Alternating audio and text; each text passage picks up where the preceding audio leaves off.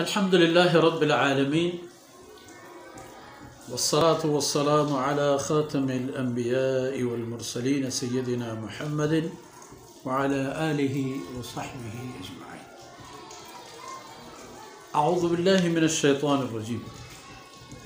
يوم يبعثهم الله جميعا فيحلفون له كما يحلفون لكم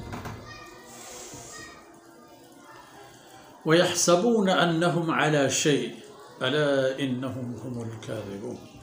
استحوذ عليهم الشيطان فأنساهم ذكر الله أولئك حزب الشيطان ألا إن حزب الشيطان هم الخاسرون.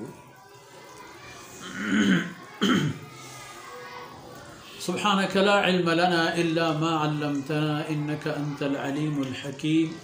رب اشرح لي صدري ويسر لي أمري واحلل عقدة من لساني يفقه قولي واجعل لي وزيرا من أهلي رب زدني علما وارزقني فهما ثم أما بعد.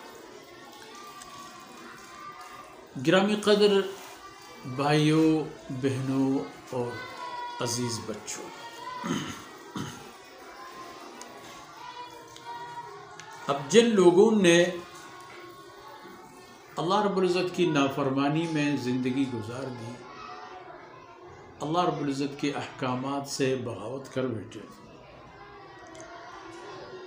یہ بات تو سامنے آ گئی کہ لن تغنی عنہم اموالہم ولا اولادہم من اللہ شیئا. ان کی غرور اور غمنڈ اپنے مال اور اپنے اولاد پر ہوا کرتا تھا. یہی چیزیں دنیا میں کارآمد ہوتی ہیں، یہی چیزیں دنیا میں سبب بن جاتی ہیں کہ لوگ مغرور بنیں، طاقتور سمجھیں اپنے آپ کو، یا معاشرے میں اپنے روبداب جمائیں. فرمایا اللہ کے پاس ایسا نہیں ہوگا. اور کب؟ یوم یبعثہم اللہ جمیعا، اس دن جب اللہ رب العزت ان سب کے سب کو دوبارہ جگا کر، زندگی دے کر ان کو قبروں سے اٹھا لیتے.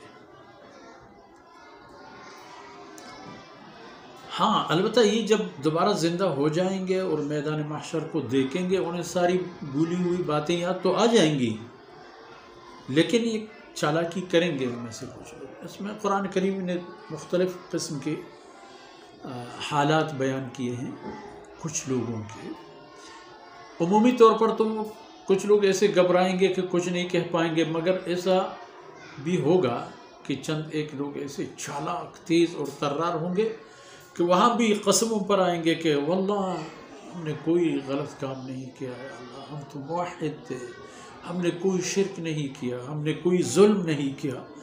تو فرمایا کہ فَيَحْلِفُونَ لَهُ كَمَا يَحْلِفُونَ لَكُمْ. یہ دنیا میں آپ لوگوں کو تسلی دینے کے لیے اور آپ لوگوں کو خاطر جمع کرنے کے لیے جس طرح قسمیں اٹھاتے تھے، تو قیامت کے دن اللہ رب العزت کی بارگاہ میں اسی طرح قسمیں اٹھانے کی جرأت کریں گے اور کہیں گے کہ ہم نے کوئی برا کام نہیں کیا. یحلفون لہ، یعنی اللہ رب العزت کے لیے قسم اٹھائیں گے. انہیں اندازہ نہیں ہوگا کہ اللہ رب العزت کی ذات علیم و خبیر ہے، وہ سب کچھ تو بہتر جان چکا ہوتا ہے اور سب اس کے علم میں ہیں، لکھی ہوئی باتیں موجود. پھر بھی فرماتے ہیں وَيَحْسَبُونَ أَنَّهُمْ عَلَى شَيْءٍ، وہ باوجود اس کے کہ اللہ رب العزت کو اپنے خیال میں تسلی دینے کے لیے قسمیں اور جھوٹی قسمیں کھائیں گے، اندازہ لگائیں گے کہ أَنَّهُمْ عَلَى شَيْءٍ، وہ کوئی فائدے کا کام کر رہے ہیں، انہیں کوئی اچھا سلسلہ شروع کیا ہے. اچھا ہوا کہ انہیں یہ جرأت پیدا ہو گیا کہ وہ اللہ رب العزت کی بارگاہ میں قسم کھا کر کہہ دیں کہ ہم نے شرک نہیں کیا، کفر نہیں کیا، ظلم نہیں کیا. نے فرمایا الا الا انہم هم الکاذبون. وہ تو کل کی بات ہے جو وہ اس کے لیے مدعی ہوں گے. ابھی خبردار ہو جائے ہر مسلمان، رسول، یہی کفار خود سب کو پتہ چلنا چاہیے کہ ہاں یہی لوگ ہی ہیں جھوٹ بولنے والے. ان کی بدقسمتی یہ ہے کہ استحوذ علیہم الشیطان، ان پر مسلط ہو گیا ہے شیطان، شیطان ان پر حاوی ہو گیا ہے. اب شیطان جب ان پر حاوی ہو گیا فانساہم ذکر اللہ، شیطان نے ان کو اللہ رب العزت کی باتوں سے اور اللہ کے فرمودات سے اور اللہ کی یاد سے غافل کر دیا.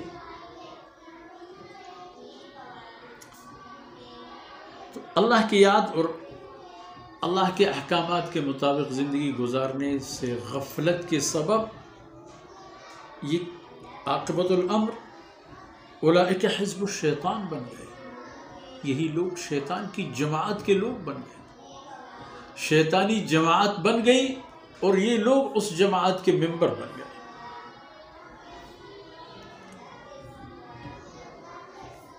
الا ان حزب الشیطان هم الخاسرون. تو اس پر بھی اللہ کا اعلان سنی جائے، اس پر بھی اللہ رب العزت کا اٹل فیصلہ معلوم ہونی چاہیے خلق خدا کو. جناب رسول اللہ صلی اللہ علیہ وسلم اور امت کے خیر القرون سے لے کر آخری انسانوں تک یہ فیصلہ ان کے سامنے ہونا چاہیے. الا ان حزب الشیطان هم الخاسرون. ہاں بالکل کان کھول کر سن لو، سمجھ لو، یقین کر لو کہ شیطان کی جماعت ہی خسارے میں ہے، یہیں پر بھی اور وہاں پر بھی، دنیا میں بھی اور آخرت میں بھی. جب یہ میدان میں اتریں گے اور اہل حق کے ساتھ ان کا آمنا سامنا ہوگا تو اللہ رب العزت کس طرح ان اہل حق ضعیفوں کو بظاہر ان طاقتوروں پر فتح دیں گے تو تعجب کی بات ہوگی، لیکن ہونا ہے اس کو.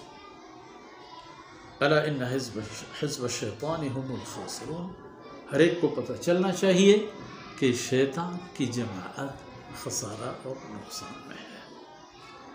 اس لیے اللہ کی قربان جاؤں کہ اللہ رب العزت نے یہ تمام فرمودات دنیا میں بتا دیے، ظاہر فرما دیے، تاکہ انسان کو کم از کم یہ بہانہ تو نہ ہو کہ مجھے پتہ نہیں تھا.